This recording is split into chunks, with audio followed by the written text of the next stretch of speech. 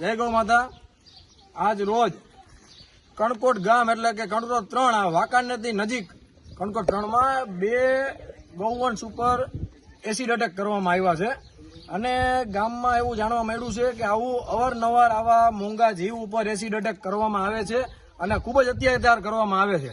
તેમ છતાં પણ પ્રશાસન અત્યારે કંઈ કરતું નથી। તો અમે અત્યારે પ્રશાસનને વિનંતી કરી છે કે તમે લોકો આવા નરાધમોને ગોતો અને ગોતીને એની ઉપર કાયદેસરની કાર્યવાહી કરવામાં આવો, જેથી કરીને કોઈ પણ અબોલ જીવ ઉપર આવી રીતે એસિડ એટેક કરવામાં ન આવે। અને આ તો ઠીક છે, કોઈ પણ માણસ ઉપર અત્યારે એસિડ એટેક કરવામાં આવે તો એ કેમ ડાયરેક્ટ અત્યારે મળી જાય છે।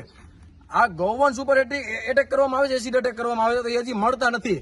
આની હાલત તમે જોઈ શકો, આ ખૂબ જ ગંભીર હાલત છે। અત્યારે બે ગૌવંશ ઉપર એસિડ એટેક કરવામાં આવ્યું છે અને એક ગૌવંશ પેલા એસિડ એટેક કરવામાં આવ્યું હતું, તેમ છતાંય પાછું થોડોક સમય પછી પાછું એની ઉપર એસિડ એટેક કરવામાં આવ્યું છે।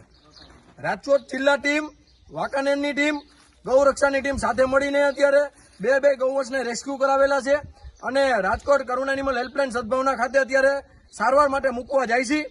જય ગૌ માતા।